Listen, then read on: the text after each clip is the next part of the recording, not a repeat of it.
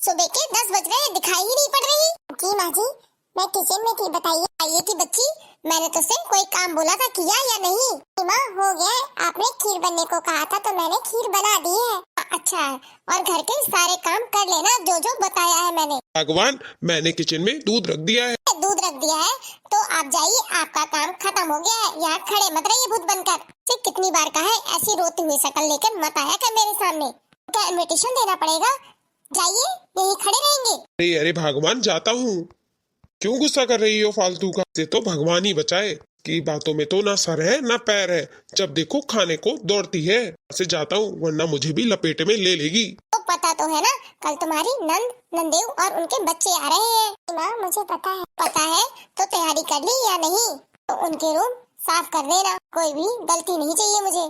ठीक है माँ जी। हाँ, मैं आ गई। तेरी ही राह सुबह से देख रही थी कि कब मेरी बेटी आएगी। मैंने तो आपसे कहा था मैं दोपहर तक आ जाऊंगी, आप परेशान क्यों हो रही थी?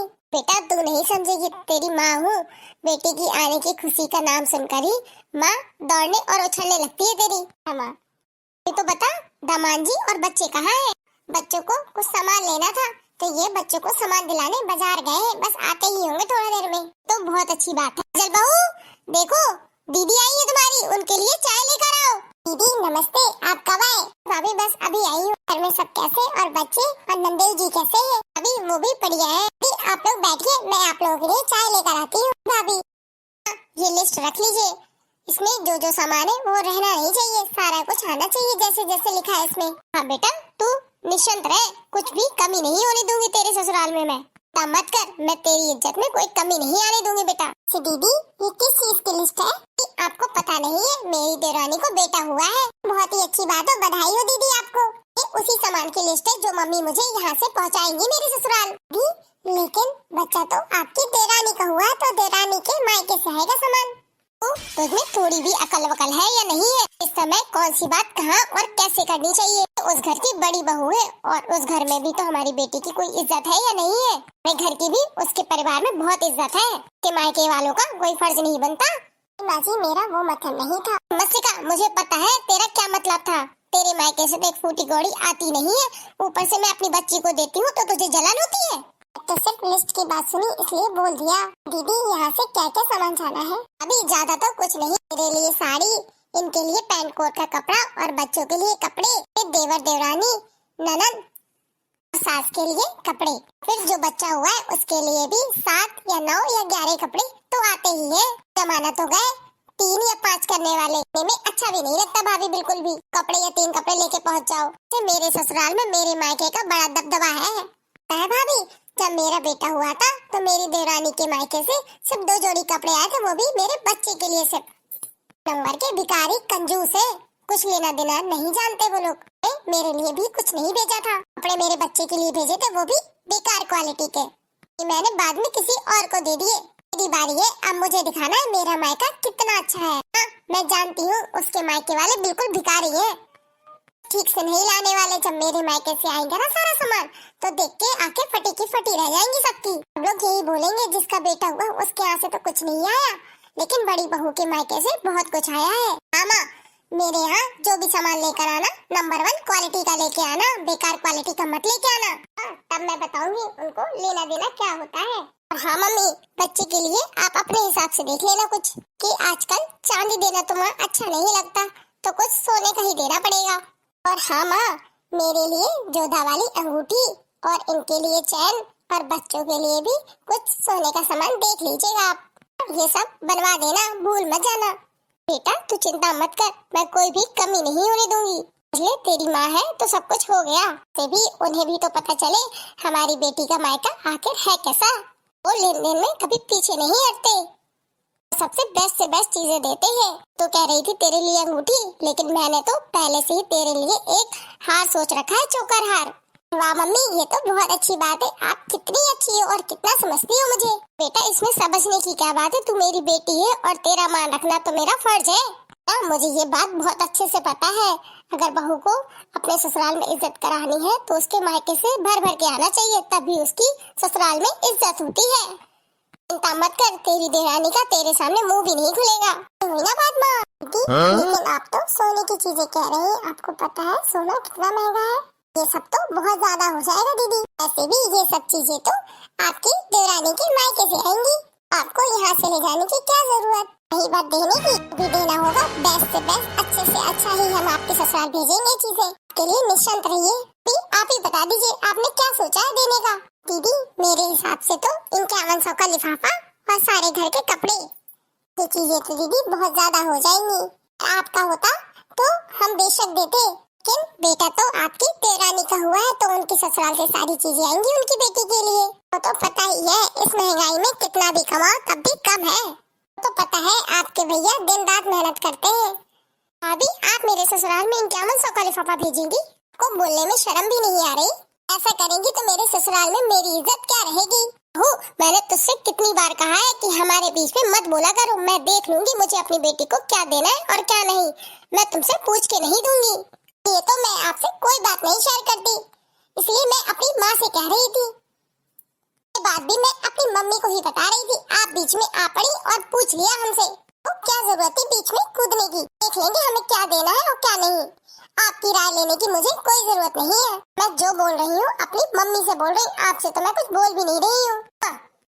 बेटा तू सही कह रही है, तू मुझसे बोल, इससे मत बोल, ये किसी लायक नहीं है। मैं सिर्फ ये चाहती हूँ कि ससुराल में मेरी सब लोग मेरे मायके की वाह वाह करें। यही कहे कि जिनको बेटा हुआ है उनके मायके से तो कुछ आया नहीं, और उनकी जेठानी के मायके से देखो कितना आया है। ये मौका में माँ दोगी तो सभी लोग देखेंगे और तुम्हारी ही वाहवाही करेंगे। आपको तो पता है ना उस घर में जितनी भी बहुएं हैं कि घर से इतना नहीं आता जितना कि मेरे मायके से आता है। मेरे मायके से मेरी माँ किसी चीज की कमी नहीं होने देती। ससुराल में मेरा मान दुगना तिगना है। मेरी देरानी मेरे सामने बोलती तक नहीं है, अभी तो मेरी वहाँ सब लोग बहुत इज्जत करते हैं। दी यही तो मैं कहना चाहती हूँ, इस घर में आपके लिए किसी चीज की कमी नहीं है। ये घर आपका पहले है और चीजें भी आप ही की है सारी। जब चाहो जितना चाहो ले सकते हो, कोई मनाही नहीं है आपके लिए। पूरा घर आप ही का है। पहले दिन हो गए कभी आपके मायके वालों ने आपके मायके में आपकी बेइज्जती नहीं होने दी। दीदी जितना जायज खर्चा होता है हमें उतना ही करना चाहिए, बेफजूल के खर्चे नहीं करने चाहिए। ये तो सिर्फ दिखावा हुआ कि देरानी को नीचा दिखाना है तो ज्यादा लेके जाना है, तो बेवकूफी होती है सारा सिर्फ दिखावे के लिए। देरानी को कितना बुरा लगेगा जब आपके मायके से इतना सारा सामान जाएगा और आपके देरानी के मायके से कम सामान आएगा, तो उन्हें कितना गिल्ट होगा। आपके लिए इस घर में कोई कमी नहीं है दीदी, लेकिन एक बार देवानी की तरफ से आप सोच कर देखो, का दिखावा करना तो गलत है। तू कौन होती है हम माँ बेटी के बीच में बोलने वाली और सलाह मशवरा देने वाली। कितनी बार कहा है कि हमारे बीच में मत बोला कर, तो रखा कर अपना। पता नहीं किस मुहूर्त में मेरे पल्ले पड़ गई है। मैंने तो तुझसे नहीं पूछा कि मैं अपनी बेटी को क्या दूं और क्या नहीं। मेरी मर्जी है, मैं अपने हिसाब से करूंगी मुझे क्या देना है और क्या नहीं। तुझसे पूछने की मुझे कोई जरूरत नहीं है। छोटी है छोटी बनकर रहे। तेरी सास हूँ, तू मेरी सास नहीं। मेरी सास बनने की कोशिश मत कर।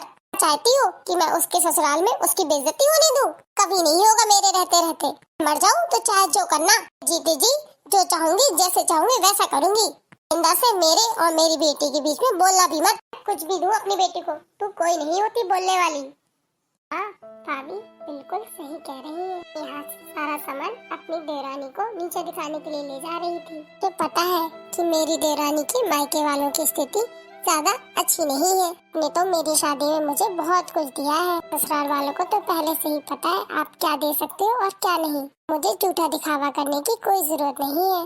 मेरे पीहर से इतना अच्छा सामान जाएगा और मेरे देवरानी के पीहर से अच्छा सामान नहीं आएगा तो उसे बुरा लगेगा। मायके का तो पहले से ही मेरे ससुराल में मान है। देवरानी के मायके से कम आएगा तो उन्हें बहुत बुरा लगेगा। अपनी इज्जत बढ़ाने के चक्कर में माँ अपनी देवरानी को नीचा नहीं दिखा सकती। माँ थैंक यू सो मच भाभी, आपने मुझे इतना बड़ा लेसन समझाया, इतनी अच्छी सीख दी। मुझे दिखावा नहीं करना चाहिए, किसी की परिस्थितियों को समझना चाहिए। लेने का क्या है, इसका तो कोई अंत नहीं है। चाहे जितना दिखाओ चाहे जितना दो, अगर हमें कुछ समझना है तो देने वाले का भाव, किस भाव से हमें कोई चीज दे रहा है। आज मैंने आपकी वजह से अपनी देवरानी की स्थिति को समझा। अब मैं अपनी देवरानी के साथ ऐसा कुछ गलत व्यवहार नहीं करूंगी से मेरी देवरानी को तकलीफ हो। अनका दीदी ये सब अच्छा लगा कि आप मेरी बातों को समझी। थैंक यू सो मच दीदी बात को सामान भेजने की। तो आप बेफिक्र रहिए, हम आपके ससुराल में आपकी बेइज्जती नहीं होने देंगे, बेस्ट से बेस्ट चीजें भेजेंगे। भाभी मुझे पता है मेरी भाभी और माँ है तो सब कुछ अच्छा ही होगा। तो देश आपको हर करना नहीं था। अनजाने में मैंने आपको किसी बात से हट किया हो तो उसके लिए आई एम सॉरी। नहीं नहीं भाभी, आप मुझसे सॉरी मत बोलिए, सॉरी तो मुझे बोलनी चाहिए आपसे। मैंने इतने बेरुखी तरीके से आपसे बात की। कोई बात नहीं दीदी, ये सब घर में होता रहता है। लोग बातें ही करती रहोगी, मैं भी बातों के चक्कर में भूल ही गई। बगल वाली आंटी के यहाँ नई बहू आई है, हमें उसका मुंह देखने जाना है। तो चलो सब लोग तैयार हो जाते हैं। मामा मैं अभी आती हूँ, सारे काम निपटा के रेडी होकर। क्या बेटा? अतर्रा वाली तेरी बहू तो बहुत ही सुंदर है। हाँ जीजी, आखिर क्यों ना हो, मेरा लड़का भी तो इकलौता है राजू बेटा। उसके लिए देख सुन के बहू तो लानी ही थी मुझे।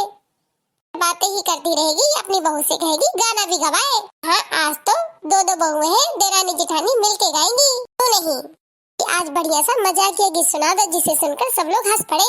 आंटी जी मैं अभी सुनाती हूँ। करेले की चटनी बनाई, बाला में जी को मीठी लगी। करेले की चटनी बनाई, बाला में जी को मीठी लगी। करेले की चटनी बनाई, बाला में जी को मीठी लगी।